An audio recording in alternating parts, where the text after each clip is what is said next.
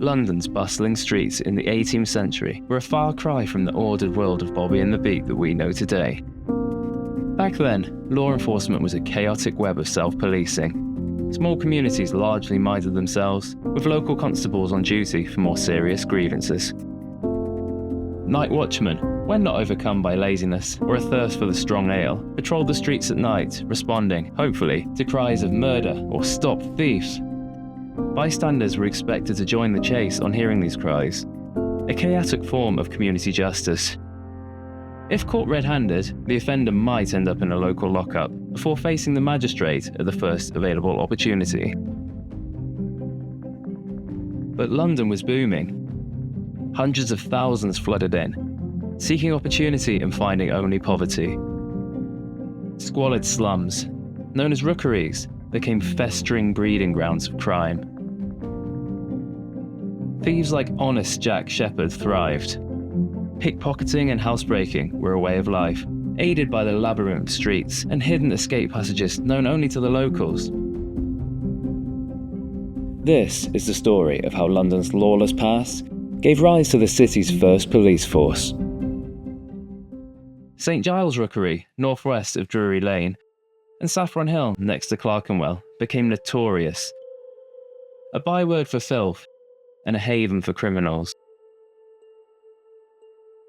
Honest Jack saw the inside of St Giles lockup at least once, and would almost certainly have been detained at the surviving St Clement's lockup during his time at Wych Street.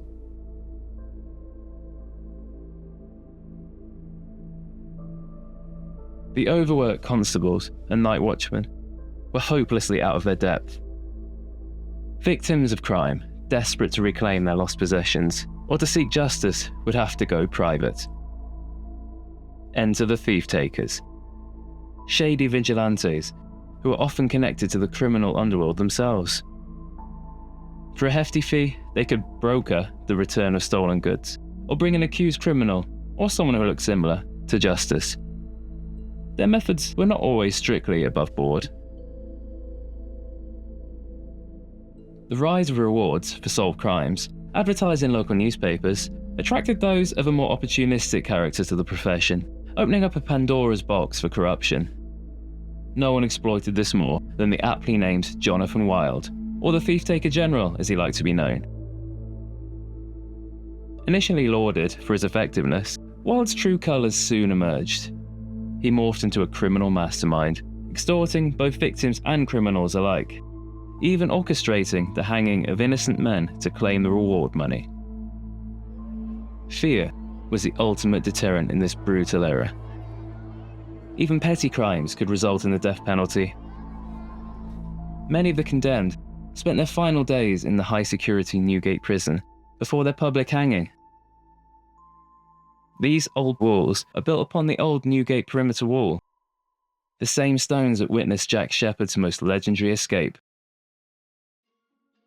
Condemned after being captured by Wild's thief-takers, Jack reportedly broke through 6 iron doors to reach the roof of the prison, and to descend safely, he fashioned a rope from his bedsheets and made a daring escape across the rooftops, a masterclass in audacity. Of course, in Jack's line of work, freedom was fleeting. He was recaptured at gunpoint after being caught red-handed with silver watches stolen from a Fleet Street watchmaker.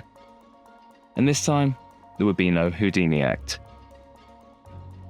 It wouldn't be long after Jack's demise that Wild's duplicity became well known, and he too would be incarcerated at Newgate, awaiting his own execution. As a convicted criminal, his body was sold to the Royal College of Surgeons for dissection, and his skeleton is still on display there today.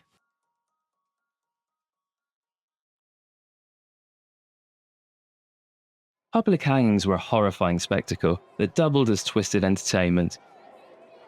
Famous criminals like Sheppard and Wild drew massive crowds, and people paid top money for a window seat at pubs like the Magpie and Stump, eager for a front row view of the macabre spectacle. The original pub sat right outside of the Newgate prison walls and has been rebuilt with its modern exterior.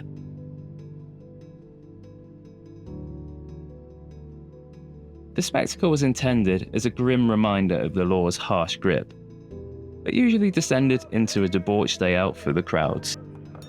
In the audience for Jonathan Wild's execution was an 18-year-old Henry Fielding, a young man with a plan.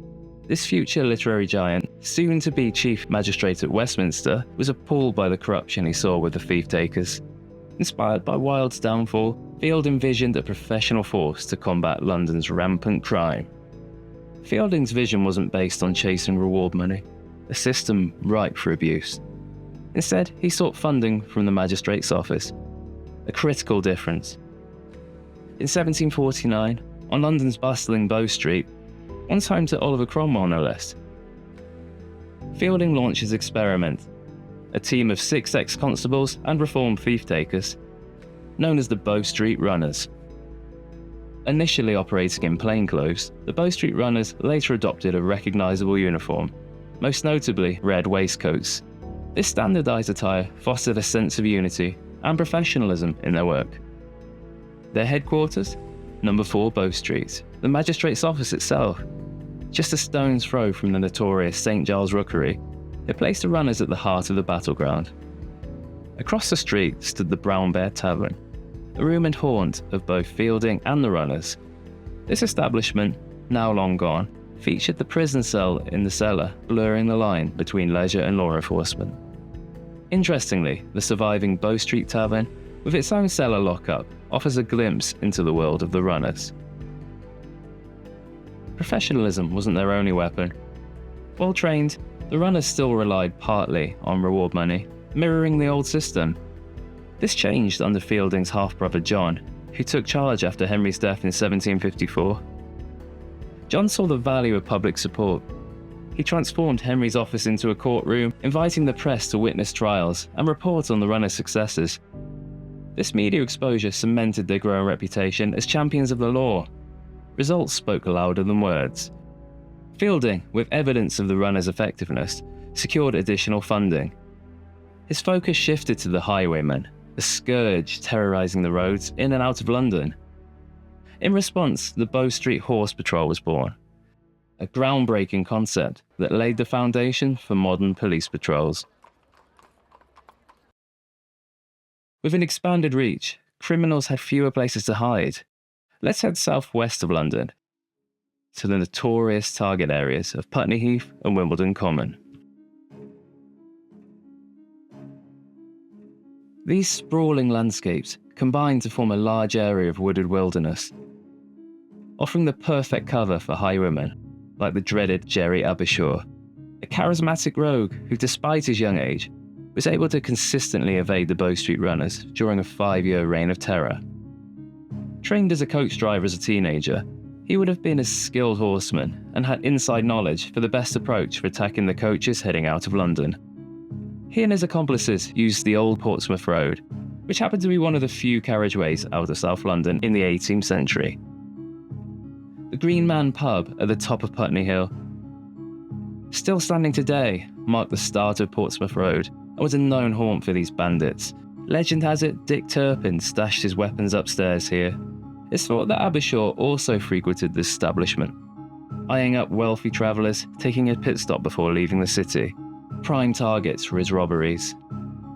Things have changed a lot round here since then, and while parts of the old Portsmouth Road are still paved, like its starting point right outside the Green Man, other sections are now grown over, reclaimed by the common, and with the path only discernible to a keen eye, with tree lines and dirt tracks betraying its former course. This effect actually paints a more vivid picture for us, how it might have been, with travellers exposed to whatever might be lurking behind the trees at every corner. There was a more isolated inn that stood further down the carriageway, that Abershawe and his small band of highwaymen used to use as their main headquarters, known at the time as the Bold-Faced Stag. Serving travellers from 1650 till the late 19th century, it was known originally as the Halfway House. The name says it all. Coaches coming into view of the inn would be stretching further and further from the gas-lit lamps of Putney Town into the dark wilderness where Abershawe and his men could be waiting. It goes about saying that things have changed more than a little bit since then. It was here that after a particularly indulgent day of thieving, that Abershawe fell ill and his men were forced to call for a doctor. Dr. William Roots answered the call and proceeded to treat Jerry without hesitation. Abershawe, with a hint of amusement in his voice, warned the departing doctor, "You had better, sir, have someone go back with you. It's a very dark and loathsome journey. Unaware of who he was treating, Dr. Roots confidently dismissed the suggestion. I haven't the least fear, even should I meet with Abershawe himself. This exchange, legend tells us, became Abershawe's prized possession, a testament to his notoriety. In fact, the audacity of Abershawe's gang grew with each successful heist. Despite being in his early 20s, Jerry and his accomplices had for 5 years evaded the Bow Street runners, who had been travelling from London to hunt them down. Their attacks around Wimbledon Common became so frequent that by 1795, public fear reached a fever pitch. But it would be that July that the tide turned rather abruptly for Abershawe. Seemingly untouchable in the wilderness, it would be an inner-city encounter that led to Abershawe's discovery. Cornered by 2 Bow Street runners at the Three Brewers pub in Southwark, he drew 2 pistols and fired, instantly killing runner David Price, seriously injuring Barnard Turner, before making escape. Jerry was known to use a house at 3 West Street in the Saffron Hill Rookery to lay low when in London. The slum made immortal as a setting in Dickens' Oliver Twist. The old house was described as having secret compartments, like dark closets, trapdoors, and sliding panels, suggesting it was specifically designed to conceal people or stolen goods, and none other than Jack Sheppard and Jonathan Wild were known to have made use of this address when taking care of business. Common use of these facilities suggests that all 3 were individually associated with the same criminal gangs, an avenue that may have offered a more fruitful way to get to Abershawe, outside of his domain in the Commons. Now, firmly in the vengeful Bow Street runners' crosshairs, he would soon be apprehended, tried, and sentenced to death just a few months after the shootings in Southwark. Abershawe finally met his end on the 3rd of August 1795 at Kennington Common in an extravagant display of gallows humour, working the crowd from the cart to the gallows, shirt unbuttoned to his waist and with a sprig of myrtle in the corner of his mouth. He forewent any last words in favour of removing his boots. One last act of defiance, he said, against his mother, who predicted that he would get in trouble and die in his boots. The runners had caught their man. As a stark warning to others, Abershawe's body was displayed in a gruesome public spectacle. It was taken to a mound on Wimbledon Common, still known today as Jerry's Hill, and hung in chains known as a gibbet on the side of Portsmouth Road until it decomposed. Apparently, it attracted the visits of many thousands of Sunday loungers. Jerry was the last highwayman to be gibbeted like this, and with the horse patrols and toll roads proving to be effective, he would be the last ever well-known highwayman. Back in London, the echoes of war were ringing in the streets. By the early 1820s, the city simmered with a new kind of unrest. Veterans, returning from the Napoleonic Wars, found themselves adrift in a peacetime they hadn't bargained for. Many, unemployed and disillusioned, became susceptible to radical ideologies. A sinister plot emerged from the shadows. Known now as the Cato Street Conspiracy, a deliberate gamble hatched by a band of disaffected men led by the firebrand Arthur Thistlewood. He was a son of a successful farmer, and having been on trips to France and America, he returned to England in 1794 obsessed with an idea. The plan? To succeed where Guy Fawkes had failed and topple the British government in a single bloody stroke. His gang were dangerous ex-military men who carried swords on their belts and knew how to make hand grenades and fireballs from domestically available materials. Their target? The heart of British power, a cabinet dinner at Lord Harrowby's mansion in Grosvenor Square. Harrowby, the Lord President of the Privy Council, was set to host the most hated figures in the eyes of the common folk: Castlereagh, Sidmouth and Canning. Characterists like Cruikshank even dreamt of these men's demise, reflecting the simmering public anger. The plan was audacious. After a fortifying meal of bread and cheese, they'd embark on a dark, mile-long march down to Grosvenor Square. Bursting into the mansion, they'd unleash a bloody rampage, with the butcher, James Ings, taking centre stage. Heads were to be severed and displayed on pikes, a gruesome spectacle meant to ignite a citywide rebellion. Cannons would be stolen, the Bank of England seized, and a provisional government established. This was their vision of a London mirroring the French Revolution's fiery chaos. But fate, as it often does, had other plans. A government spy, a shadowy figure named George Edwards, had infiltrated their ranks for months, feeding information back to the Bow Street runners. This image, the only one we have of him, might be as dubious as the man himself. Edwards, acting on the orders from the Home Office, had masterminded a trap for the conspirators. The dinner they planned to crash was announced by a fake newspaper advertisement. It was all a ruse. The real cabinet dinner was never on the cards. On the evening of the 23rd of February 1820, Richard Burney, the Bow Street magistrate, and George Ruthven, a police spy, waited with 12 Bow Street runners at a pub on the opposite side of the street from the conspirators' building. Just after 8 o'clock, the Cato Street stable erupted in violence. Bow Street officers, tipped off by the enigmatic George Edwards, descended upon the conspirators' hideout. They'd given up waiting for their backup, a detachment of lifeguards who had got hopelessly lost on the short walk from the barracks. The outnumbered runners were on their own. Candlelight flickered wildly as the chaotic brawl ensued. Cruikshank, a popular caricaturist of the time, captured the scene in an iconic etching. Bullets whizzed and gunpowder filled the air. The shouts of violence echoed through the stable. Thistlewood, the unlikely revolutionary in his top hat, mortally wounded Constable Smithers with a single sword thrust. Another Constable Wright narrowly avoided a similar fate thanks to the thickness of his braces. In the ensuing pandemonium, the conspirators, desperate for escape, forced the constables back down the ladder. Of those who didn't surrender, others, including Thistlewood, escaped through the rear window. And over the next 2 days, most were apprehended, imprisoned, and charged with treason and murder.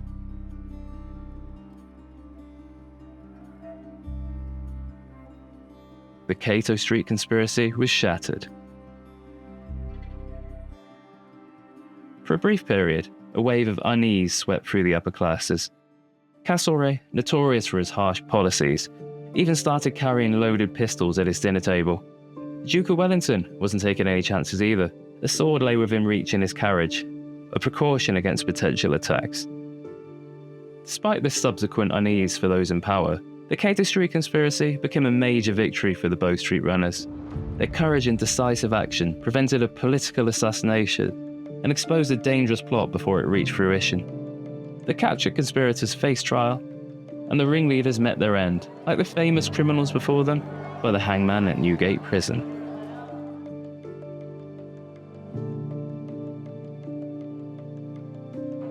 The Cato Street conspiracy marked a turning point. The Bow Street runners, for all their bravery, were a small, agile force.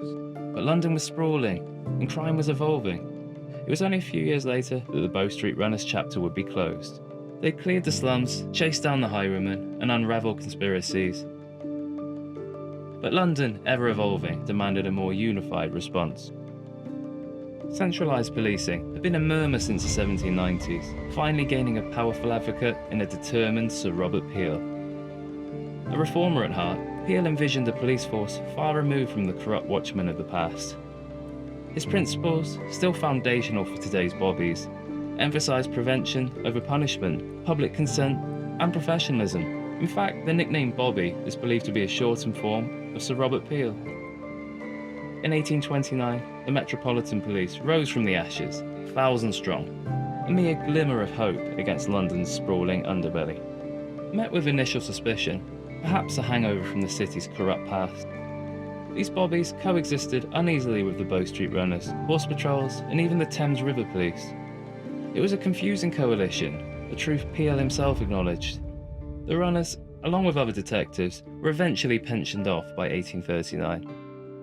Over the next century, the force swelled, reaching 16,000 by 1900. The iconic London bobby, with his truncheon, cutlass, and reinforced top hat, became a familiar, even comforting sight. Fast forward to 1881, the glory days of the Bow Street runners were a distant memory. In their place, a new era of law enforcement dawned. Here, on this very spot, a grand unified structure rose, a joint police station and magistrates' court. These very walls would bear witness to history. Esteemed guests would grace the dock. Oscar Wilde, the fiery Emmeline Pankhurst, and even the notorious Cray twins would face justice here. The Bow Street Court served London for a staggering 266 years. The clack of gavels and pronouncements of justice echoed within these halls until its final closure in 2006. Today, the bustling crowds on Bow Street are likely oblivious to the drama that unfolded beneath their feet, but for those who do know to look, the whispers of the past still linger, a testament to the enduring legacy of the law and order in this historic London street, and its brave pioneers that lived and died here all those years ago.